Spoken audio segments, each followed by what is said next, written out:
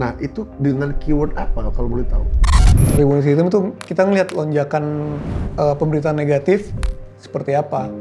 Sebelum itu terjadi lonjakan yang besar, Tools ini adalah cara untuk menemukan kesalahan kita. Dari kesalahan atau masalah yang kita buat, itu kita akan menemukan jalan keluar. Kalau ingin berkembang, kalau pengen berkembang atau maju, temukan kesalahanmu dan perbaiki dirimu.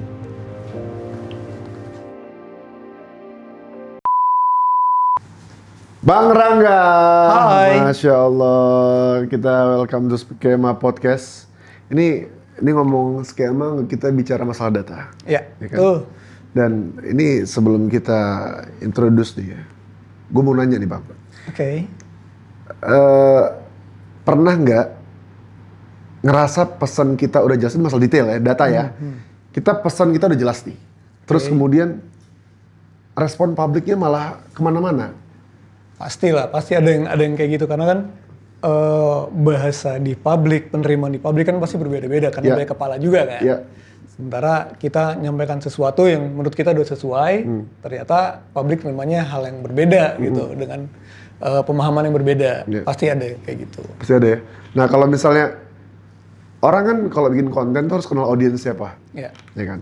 Kalau dibilang kenal audiens, sebenarnya kita tuh kenal audiens yang kayak gimana sih harusnya tuh? Maksudnya gimana tuh? Iya, kenal audiens tuh ya kayak gimana?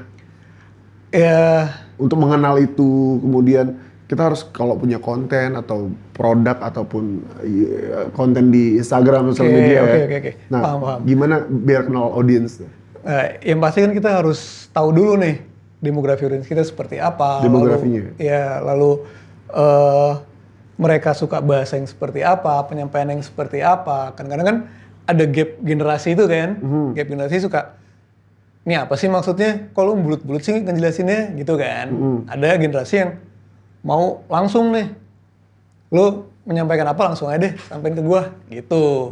Jadi di situ kita butuh satu tools yang bisa ngasih tahu insight ke brand atau perusahaan kalau ini loh bahasa yang diterima sekarang, ini loh bahasa yang diterima sama market lo. Gitu. Ada tools ya? Ada dong pasti. Oke.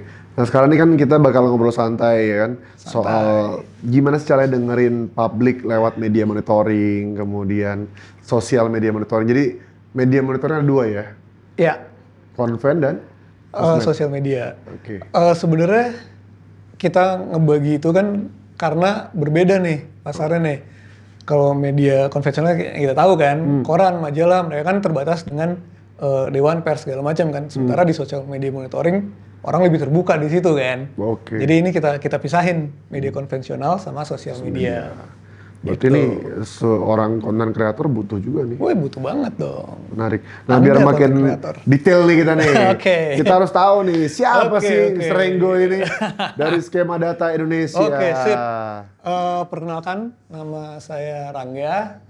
Sekarang saya dipercaya di divisi marketing Skema Data Indonesia. Oke. Gue perlu ngadep kiri kanan kan? Nggak usah, itu casting mas. Mas ini Casting, podcast nggak perlu ada kiri kanan ya. Nggak perlu. Ntar dia tawarin film beda nih. Beda urusannya. Ntar lahan saya kemakan mas. Tolong ya. Justru itu. Wah justru itu. Diakuisisi nih gue nih. Kayak dibajak nih gue nih. Agak berbahaya nih. Nah tadi kan Barangga bilang sebagai marketing di Skema Data Indonesia. Ya. Apa sih Skema Data Indonesia itu? Nah, menarik nih. Skema Data Indonesia itu dasarnya adalah perusahaan data analitik. Nih kita ngomongin dari awal nih. Data analitik. Data apa sih yang kita ambil? Data tadi media konvensional dan sosial media. Data-data itu kita ambil, kita cemplungin ke dashboard kita, Oke. ke tools kita. Cuman di dashboard ini nggak cuma sekedar angka. Di situ kita bisa lihat sentimennya, kita bisa lihat isu apa yang lagi boom gitu, lagi naik. Di situ jadi kalau bisa dibayangin tuh kayak tim humas atau lo gitu sebagai public figure gitu. Lo cuma tinggal duduk di meja lo buka dashboard. Oh, gue lagi diomongin ini loh. Oh, baca tuh ya? Iya. Oh, mereka ngomongin gue positif atau negatif atau isu ini lagi rame nih, gue bisa tap in di sini nih, kayak gitu sebenarnya. Oke. Nah, dari media monitoring itu kita mungkin klien kita ngerasa puas ngelihat dashboard kita yang oke nih dashboardnya mereka minta tolong ke kita nih. Tolong ke kita, bisa nggak kita bangunin rumah mereka, rumah website maksudnya ya. Bangunin website mereka. Oke, karena tim developer kita juga lumayan oke lah ya. Akhirnya kita bantu mereka. Sekarang tuh berkembang, kita nggak cuma di data analitik, kita juga ada di IT solution. Gitu. Salah satunya adalah kita bikin website, kita bikin bantu bikin website JDIH. Sekarang lagi rame tuh. Dan juga aplikasi yang kita bikin kayak LMS tuh. Kita udah pernah bikin. Aplikasi apa aja? LMS, terus marketplace lagi kita kembangin lagi. Kita coba nih marketplace nih. Terus kita juga karena kemarin kita ada permintaan comment center, awal tahun kita coba jejakin, kita udah jadi strategic partner dari Sukom Indonesia. Sukom ini mereka berpengalaman di perlayaran lah. Ya hardware-nya lah ya. Mereka punya smartboard, mereka punya digital signage, video wall untuk comment center, sampai Videotron.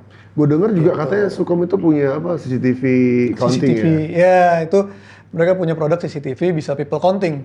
Jadi pada saat lo taruh CCTV di kantor gitu, mereka bisa lihat tuh berapa orang yang masuk, berapa orang yang keluar. Dan itu bisa dipisahin yang mana orang dalam, mana orang luar, bisa? Bisa, kan mereka ada AI-nya kalau nggak salah itu.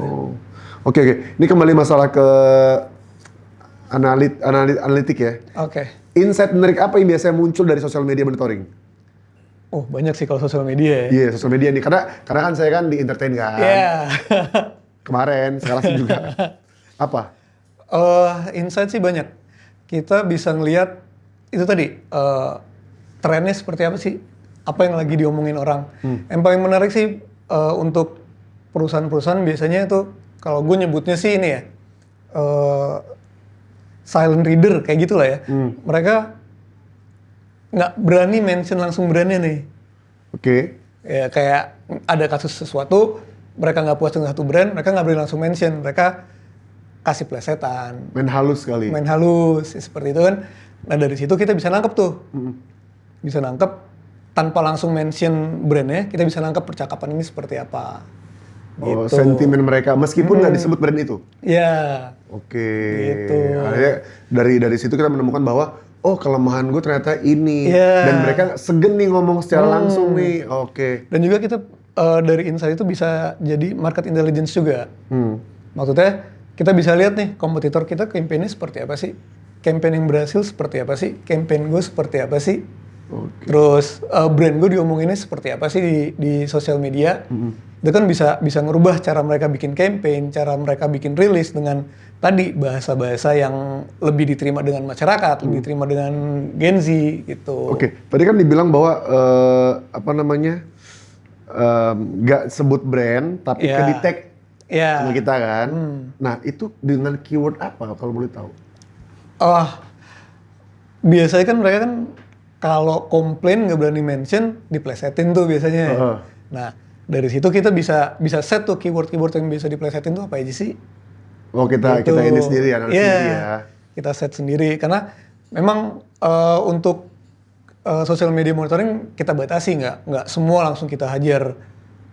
Kita grab datanya karena kalau kita grab semua kan meledak nanti server kan. Betul sekali. Jadi memang kita batasi per keyword. Nah dari keyword ini kita ada namanya similar keyword. Jadi yang plesetan itu nanti masuk ke situ. Gitu. Menarik juga nih.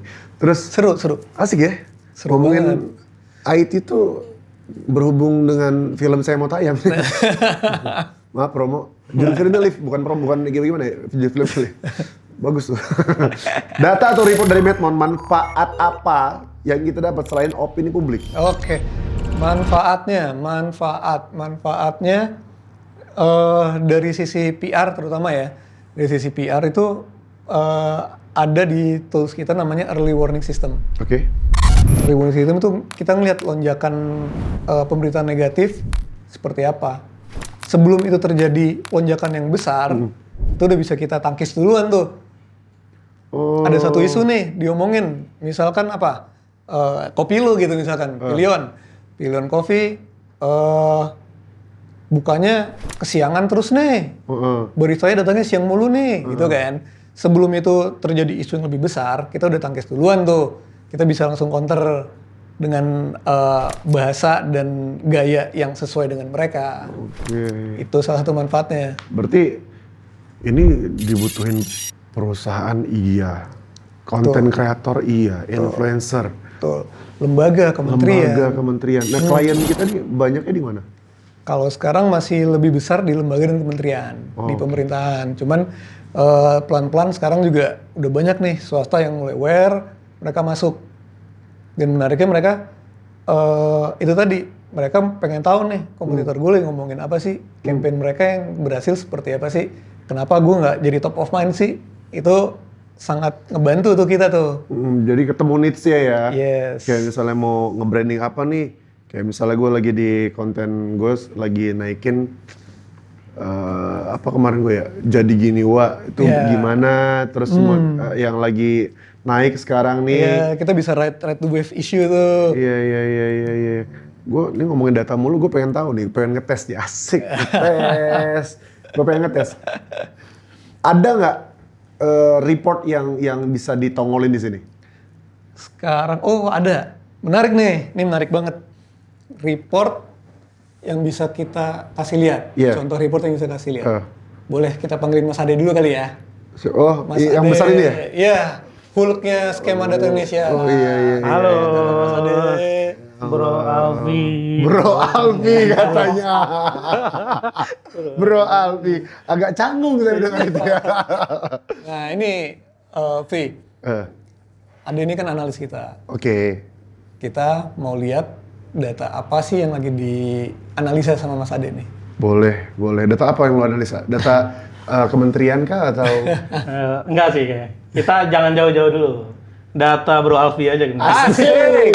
Ini nih. Bro Alfi katanya. Ini Oh nih. ini dia. Oke, nah ini dia. Oke. Ada keseruan apa di sini? Ada apa di sini? Nah, ini kita dapat datanya di media sosial ya. Oke. Terkait Alfi Alfandi, keywordnya. Jadi memang kita tarik datanya selama 1 bulan nih. Di bulan Januari aja ya, 1 Januari sampai 26 Januari. Sebetulnya bisa panjang ya. Iya. Karena sistem kita capable buat itu. Berapa bulan paling lama biasanya? Bisa setahun, possible. Oh, 1 iya? tahun ke belakang ya, 1 tahun ke belakang aman. Oke. Kayak gitu. Nah ini yang menarik ini, Ustadz Alfi memang kayak lagi viral-viralnya di bulan Januari. Yo,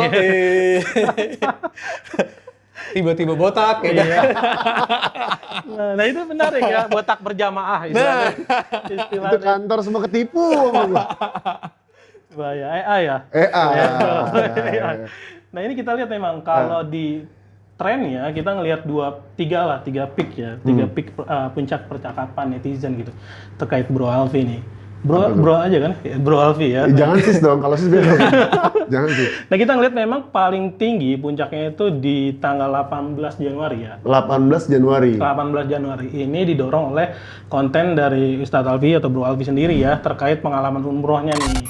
Khususnya pas momen sholat di dalam raudhah kayak gitu. Oh kemarin Betul, ya. sama rekan-rekan ya Iya. dari selebriti. Nah itu emang kita ngeliat netizen nih cenderung beragam ya responnya. Mungkin yang positif lebih kepada motivasi, inspirasi ya. Pengen nih hasrat umrohnya juga, pengen umroh bareng Ustadz Alfi misalnya. Ada tuh? Ada Oh, kayak ada. gitu. Nah itu bisa tuh. Masuk tuh brand gua tuh. Itu. Tagarnya apa? Tagarnya? Tagarnya Umroh Alfi Alfandi. Iya. Oke. Nah itu. Iya. Nah, Tapi sorry, sebentar itu komen beragam netizen di konten Alfandi terkait pemenuhan kebutuhan lifestyle. Seorang istri. Nah. Wah, menarik tuh. Nah ini menarik. Kenapa? Apa Kan- tuh? Itu yang mana? Nah ini justru dari kontennya Ustadz Alfi atau Bro Alfi sendiri. Ketika konten terkait trompet CEO. Nah biasanya kan Bro Alfi ini ngasih pesan-pesan reflektif ya personal. Nah salah satunya soal kenapa sih istri jarang di rumah, kebanyakan keluar gitu ya, karena untuk pemenuhan kebutuhan. Terus Bro Alfi bilang, suami-suami penuhilah kebutuhan kalian. Mahkota di kepala mungkin. Mahkota di kepala mungkin, kayak gitu. Nah itu, kalau kita baca, analisis komentar itu banyak banget. Tentunya dari perempuan, dari istri-istri, pada ngeluh, para istri. pada curhat. Dengerin tuh suami gitu ya, dengerin tuh bapak gitu. Udah bisa jadi motivator ya. Motivator iya, tapi resikonya gue dibenci para suami. Nah itu kayak ini gitu. apa nih? Nah ini kita juga metain sebetulnya Bro Alfi itu secara mungkin figur ya, itu kuat di platform mana sih? Karena kan tadi kita bicara alat media monitoring atau social listening itu tugasnya buat apa sih? Fungsinya kan salah satunya untuk kita tahu ya, kita tuh hidup di mana sih platformnya ya, kalau di media sosial. Nah memang kita lihat itu paling besar Bro Alfi di Instagram ya. Kita lihat lebih dari setengah perbincangan Bro Alfi itu ada di Instagram, baik itu di mention secara post, baik engagement, interaksi maupun reach-nya ya, daya jangkaunya. Tapi Bro Alfi juga kuat dari sisi TikTok ya untuk amplifikasinya nih. Jadi kalau dari daya jangkau viralitas, TikTok juga nggak main-main ya, maksudnya buat Bro Alfi nih kalau digunain kayak gitu. Makanya kenapa kita lihat nanti di konten-konten yang paling populer itu ada salah satunya dari TikTok. Entah itu TikToknya Ustadz Alfi sendiri maupun dari Homeless Media mungkin yang mengunggah konten terkait Bro Alfi kayak gitu. Berarti dari ngelihat Instagram atau TikTok kita mengetahui lebih kemana sih platform yang dituju yang diminati masyarakat kan. Karena setiap wadah itu berbeda-beda tuh. Benar. Ya kan kolomnya beda-beda tuh. Bener, TikTok seperti apa, grade ABC atau apa gitu kan. Iya. Artinya ketika seorang content creator dia tahu kolamnya di mana, dia tahu audiens seperti apa, dia buat di sana, dia nge-chief di situ. Ya kan? Karena kan marketnya demografinya beda ya. Beda banget. Kalau kayak Bro Alfi mungkin di perkotaan itu tentu di Instagram, TikTok cukup kuat ya misalnya ya. Tapi kalau kita punya mungkin konten kreator di daerah gitu, mungkin Facebook juga masih relatable gitu kan. Karena Facebook masih, apalagi adanya sekarang Facebook Pro gitu ya. Dan lain-lain itu masih sering juga digunakan. Iya. Menarik juga sih itu. Artinya kita udah ngelihat nih bahwa si Alfi ini nge-chief di konten ABC. Tadi kan dikatakan bahwa reach-nya atau yang viralnya itu di masalah umroh karena teman-teman selebriti ikut. Terus kemudian konten sendiri yang mana yang reach banget, yang masalah istri itu. Artinya seorang si Alfi ini kalau pengen dia muter terus ataupun engagement dari masyarakat dapat, konten disukai itu dibuat terus. Betul. Ketemu niche-nya. Betul. Iya. Asik juga begini ya. Jadi memang karena tujuannya social listening kan biar tahu itu ya, kita tahu marketnya, mungkin market atau kita tahu audiensnya, kita kenal kan, seberapa kenal audiensnya. Malah kalau kita lihat sebetulnya nanti kalau di data itu top isunya emang kalau kita saring ya perbincangan soal Bro Alfi itu 3 tuh ketemunya itu. Iya. Pertama itu soal umroh, kedua soal bikers dakwahnya, identitas soal bikers dakwahnya, ketiga soal tadi konten terkait trompet CEO. Jadi kalau kita kalau jeruk kita peres, nah itu ngerucutnya ketiga, nanti mungkin boleh ditunggu munculkan kayak gitu ya. Boleh. Gitu. Jadi di slide keempat boleh Mas. Di slide keempat. Nah ini kita lihat nih kalau kita peres tuh mostly memang dari pengalaman ibadah umroh. Kayak gitu. Jadi kita ngelihat bagaimana netizen itu saling motivasi, minta doa, semoga harapan gitu ya. Narisnya niche positif. Kenapa? Makanya nanti di slide 3 kita lihat itu sentimen positifnya tinggi banget. Oke. Sorry, ini baru kan ya? Baru. 223.000 ya kan? Iya, ini by engagement ya. Engagement ya? Total interaksinya. Kajian Bikers Dakwah itu kurang lebih sekarang udah 7 tahunan. 7 tahunan, 17.000. Konten trompet CEO itu kan baru berapa minggu ya? Berarti bagus juga dong? Bagus. Iya kan? Penasaran nggak kenapa bagus? Iya. Penasaran kan?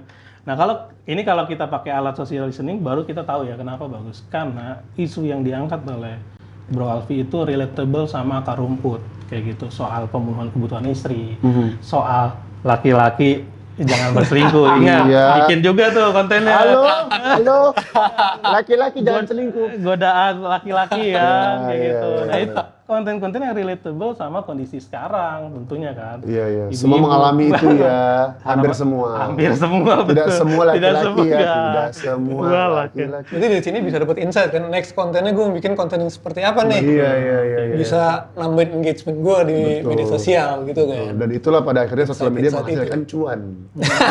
Iya dong. Benar. Betul banget. Tapi sorry, ini top akun. Ini apa nih? Nah ini sebetulnya kita mau lihat dari sistem itu akun-akun berpengaruh apa sih yang mendorong exposure terhadap Bro Alfi gitu. Tentu kalau kita petakan nomor 1 dari Bro Alfi-nya sendiri. Kenapa sih? Karena netizen banyak tuh berkomentar ya di dalam unggahan-unggahan Bro Alfi. Tapi selain itu kita ngelihat sih konten-konten terkait Bro Alfie itu dimention juga oleh akun-akun eksternal, utamanya akun Homeless Media ya kayak Invipop, Muslim Folk, Kui Entertainment. Jadi mungkin media-media hiburan ya, yang akun-akun media hiburan. Dari teman juga ada, dari Bang Delu ya. Nah itu juga cukup besar tuh secara engagement ketika dia ngepost ibadah umrohnya kayak gitu, ngedorong. Kayak gitu. Jadi kalau top akun ini biasanya kita buat ngelihat KOL juga nih Bro Alfie. Kira-kira kalau kita sebuah brand atau lembaga, kita kan kerjasama nih sama KOL. Nah, udah benar-benar perform atau enggak sih KOL? Iya. Ketahuan lah ya. Iya. Dia jangan sampai kita punya brand, kita kasih pada KOL, nggak achieve ternyata. Akhirnya buang-buang uang. Buang-buang marketing, uang promo itu jadi terbawa sia-sia. Penting juga buat marketing berarti kan. Iya. Nah ini kalau ini konten-konten populer nih. Ya. Ini apa nih? Ini contoh aja sih konten-konten terpopuler terkait Bro Alfie gitu. Nah, yang pertama tuh yang di tengah ya, itu soal itu ya terkait bisa sholat di Rodo gitu ya, diajak sama askarnya untuk sholat gitu. Bro Alfie sampaikan itu secara detail, itu menuai inspirasi dan rasa iri positif ya saya nyebut ya, rasa iri ya. Pengen juga dong kayak gitu ya. Tapi jangan salah, kemarin banyak yang apa namanya komen atau DM, Bang berangkatin saya dong, mohon maaf saya bukan LSM. Mohon maaf ini. Saya juga mau. Iya. Bang berangkatin saya juga dong. Kesannya kan kemarin aku berangkatin, adalah orang yang diberangkatin, tapi berangkat sama mereka ini kesannya aku berangkatin. Padahal Allah yang berangkatin, bukan saya. Jadi tolong ya, saya belum saat ini mungkin. Mungkin tahun depan saya berangkatin orang banyak insya Allah. Amin. Terus. Nah ini konten lainnya ya dari Invipop, juga soal pengalaman ibadah sama Bang Delu Y. Mungkin boleh ke slide sebelumnya, Mas, yang sentimen. Nah ini apa nih? Nah ini sentimennya nih yang kita baca gitu ya terkait Bro Alfie. Memang kalau kita lihat mostly itu responnya positif ya secara sentimen ya, tentu soal pengalaman ibadah umroh ya. Kalau yang netral tuh lebih banyak tadi tuh soal curhatan ibu-ibu perempuan di konten kayak gitu ya. Berarti jamaah saya itu adalah ibu-ibu. Banyak kayak gitu. Karena tadi ya, karena figur mungkin sekarang ya audiens sekarang kan nyari yang relatable ya. Iya, Universal dengan lingkungannya mereka, kehidupan sehari-hari mereka gitu. Iya. Figur ya yang kita anggap tuh manusiawi emang gitu. Iya. Dan ini yang ngaruh kenapa makanya di sini positif netralnya cukup besar. Ada negatifnya. Nggak ada yang nggak selamat dari sentimen nyinyiran negatif netizen. Jangankan manusia, Tuhan aja nggak selamat dari mulut manusia. Iya deh. Ada aja julitan netizen, kalau boleh dibongkar nih ya. Iya. Udah siap ya. Apa? Ini orang-orang ini komen apa? Udah. Biasanya nih yang negatif ini berkaitan dengan atributnya Bro Alfie kayak gitu ketika proses ibadah. Misalnya kok Ustadz tatoan, nanti juga paling ibadah. Saya harus declare di sini. Boleh. Saya harus declare di sini. Saya bukan Ustadz. Oke. Saya bukan Ustadz. Saya CEO. Saya bukan Ustadz. Kenapa? Oh, jadi orang itu manggil aku Ustadz karena kebetulan pernah mondok di luar. Tapi sejujurnya aku belajar agama untuk pribadiku sendiri, bukan untuk orang lain. Dan ketika orang bertanya, ya aku jawab sesuai yang aku tahu. Jadi kalau orang manggil aku Ustadz, aku aminkan saja. Tapi sekali lagi aku tidak pantas menjadi sosok yang dipanutkan, dibilang Ustadz. Waduh, kejauhan masih ya Allah. Doain ini semoga jadi orang baik. Amin. Ya, sementara ini masih CEO lah. Dengerin guys, netizen. Tapi itu ya mungkin yang narasi negatif soal nyinyiran netizen kayak misalnya nanti juga udah ibadah balik lagi ke Indonesia tatoan lagi. Suuzon, astagfirullahaladzim. Anda suuzon. Tolong kurang-kurangin masalah suuzon, prasangka buruk itu tolong dihapus. Siap Ustaz. Nggak usah gitu. Ini kan beda nih. Saya udah di sini loh nih. Saya udah pakai laptop. Udah nggak di situ. Jadi tolong teman-teman prasangka buruknya dihapuskan, jangan sampai kita langsung mengejudge orang karena dikatakan ya panjang dari ini. Nggak apa-apa lah, kita belajar ya. Wala tuzaku anfusakum huwa a'lamu biman ittaqa. Jangan kau judge manusia, sungguhnya Allah Maha mengetahui siapa yang lebih bertakwa. Ya nggak sih? Iya. Itu. Ngomongin CEO, terima kasih nih Pilion. Kapung kap. Belum dapat ya? Oh, puasa Mas ya? Oh iya. Nanti iya, mungkin ya dapat Iya, kiriman. Iya. Tolong dong dikirim dong telepon dong. Leon. Iya. Terus lanjut yang tadi, kemudian apa lagi? Oke, nah itu sih seulas ya. Oke. Data. Berarti kalau kita kerucutkan, mengenal audiens itu sangat penting berarti. Banget. Iya. Bagaimana kita menyampaikan campaign kita, bagaimana kita menyampaikan produk kita, brand image kita, itu kan kita harus mengenal audiens kita. Mereka berbicara seperti apa, mereka bereaksi nantinya seperti apa, itu kan harus kita tahu. Tapi ada nggak? Ini kan dibutuhkan influencer, dibutuhkan perusahaan, lembaga. Kira-kira skema data Indonesia akankah merilis tools ini secara mobile? Kita dari tim produk kita sih sebenarnya berencana untuk buat secara retail. Itu tidak sedetail ini, cuman bisa digunakan untuk masyarakat umum. Ya. Untuk mobile kita masih nyoba nih, bisa nggak seamless seperti di web? Yep. Karena dengan chart yang segitu banyak, Kuat nggak? iya, kadang jadi pecah, jadi aneh bentuknya, jadi masih kurang enak dilihat lah. Iya. Cuman masih kita kembangin terus. Dari tim produk kita juga terus nyoba supaya bisa keluar di versi mobile. Ya karena kurasa ini kan dibutuhkan banyak orang ya, bukan cuman ya lembaga atau sebagainya. Ini pedagang juga butuh. Ya harusnya sih ya. Iya kan, pedagang Lagi UMKM kan baru mulai, mereka mau tahu gimana sih produk gue diterima di masyarakat. Betul. Pilion mungkin kan? Pilion, Pilion. gimana sentimennya, tetangga seperti apa nggak ya? Ya arti kan dibutuhkan dan Di ini sini kan kita juga bisa ngeliat kompetitor kita seperti apa, campaign yang mereka buat seperti apa, apakah kita bisa buat campaign yang sama atau campaign mereka yang gagal kita buat seperti apa gitu kan. dan ini kan udah pada akhirnya hal seperti ini bukan lagi sebuah opsi, tapi kebutuhan. Betul banget. Ya kan? Ketika pengen dagang, dia pengen ya apapun yang dia mau jual atau dia punya perusahaan, dia punya usaha, apapun itu, ini bukan lagi opsi. Kurasa ya. Betul. Seharusnya memang udah jadi kebutuhan ya. Udah kebutuhan dan aku harap sih skema retail Indonesia itu memiliki yang retail tadi itu paling nggak bisa mungkin atau gambarnya gimana hasil nanti paling tidak yang dibutuhkan oleh masyarakat adalah angka. Persentase yang di masyarakat seperti apa, sentimen seperti apa, positif seperti apa, negatif seperti apa, itu dibutuhkan. Tolong para direksi, para BOD CEO pikirkan ini.